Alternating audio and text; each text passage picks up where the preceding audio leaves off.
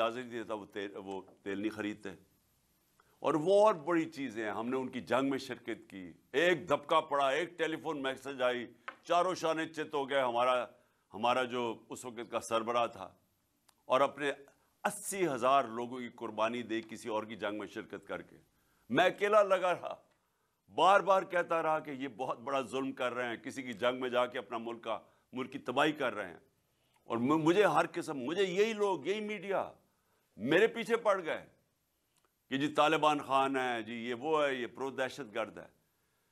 کیونکہ یہ غلام ہے. میں ایک آزاد انسان ہوں, میں کسی کی غلامی قبول نہیں کرتا.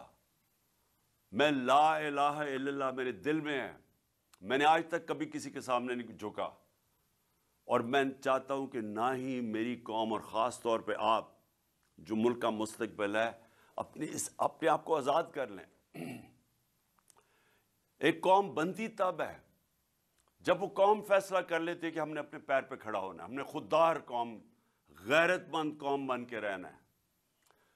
دنیا تب عزت کرے گی پاکستانیوں کی جب پاکستانی اپنی خود عزت کریں گے.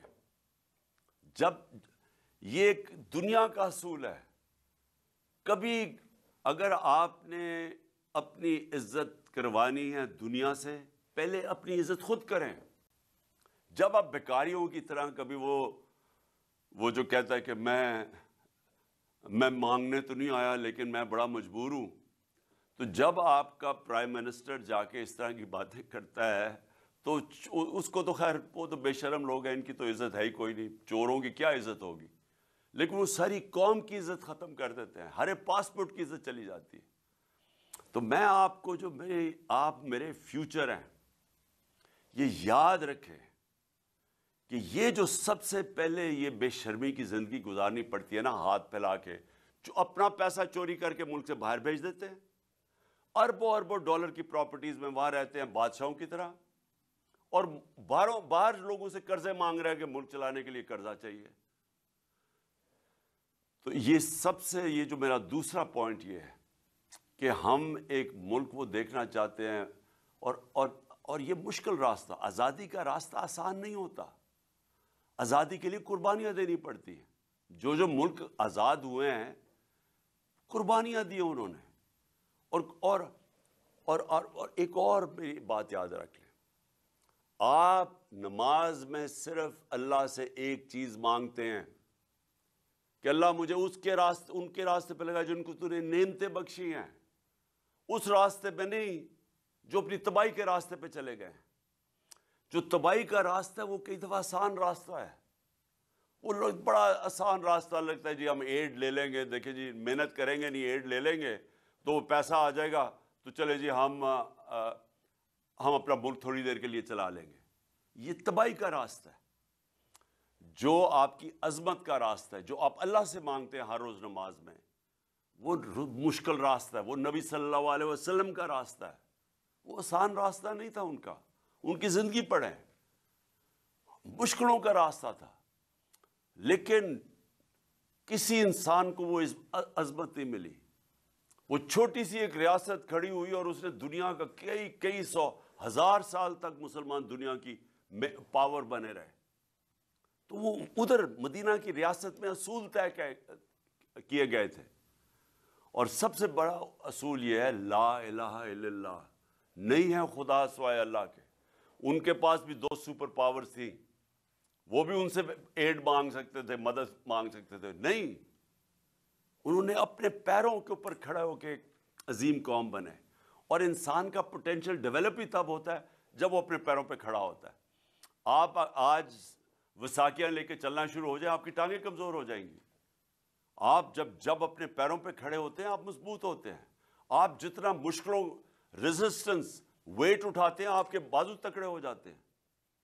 ذہن بھی ایسا ہی ہے, اور قوم بھی ایسی ہوتی ہے, مشکلوں سے نکل کے قوم بنتی ہے. تو یہ میرا دوسرا پوائنٹ ہے کہ ہمیں وہ پاکستان بنانا ہے جو کہ اپنے پیر پہ کھڑا ہو, جو کبھی کسی کے سامنے نہ جھکے.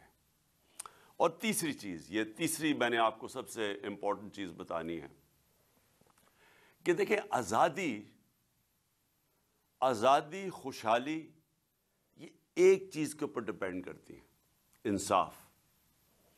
26 سال پہلے میں نے اپنی پارٹی کا نام رکھا تھا انصاف کی تحریک.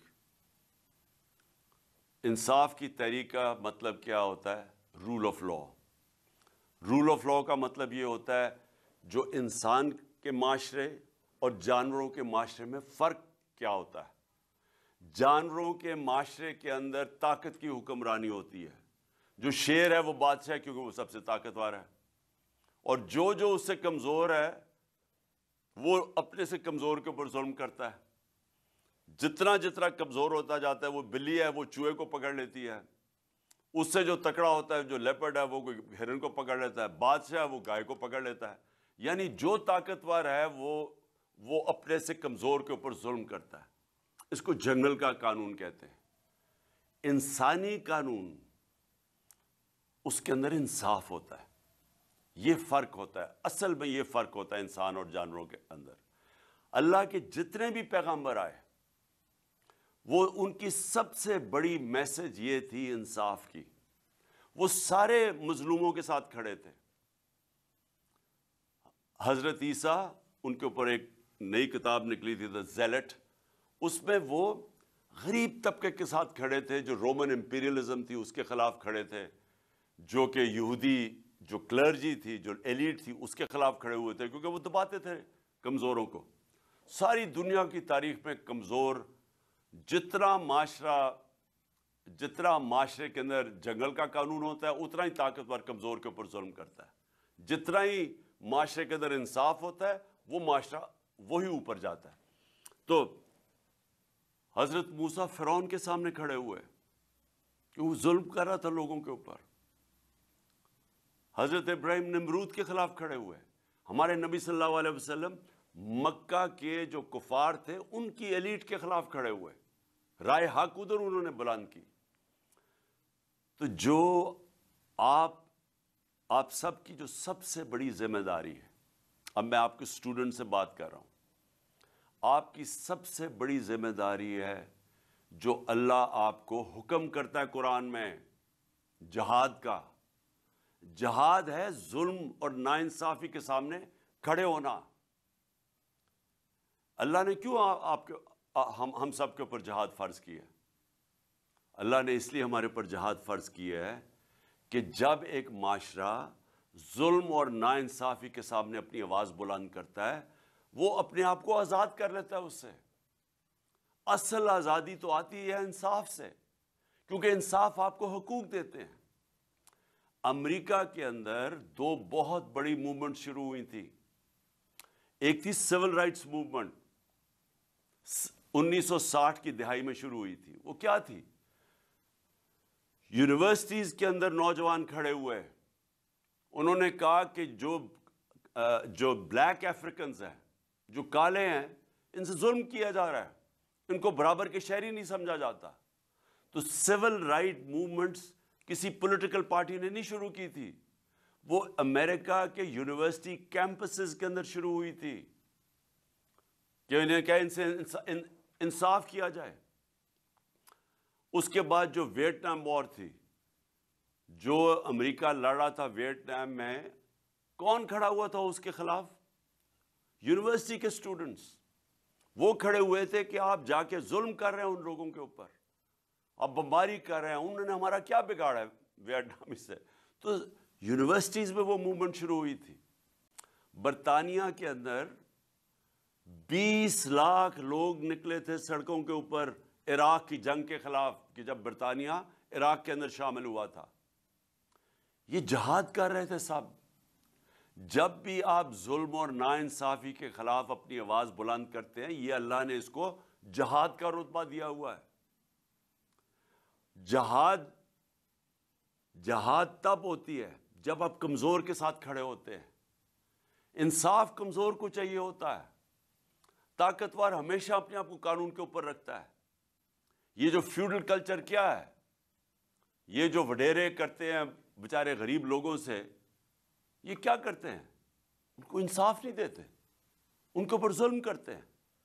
سندھ کے اندر آپ چلے جائیں, جو ظلم میں نے سندھ کے بیچارے ہاریوں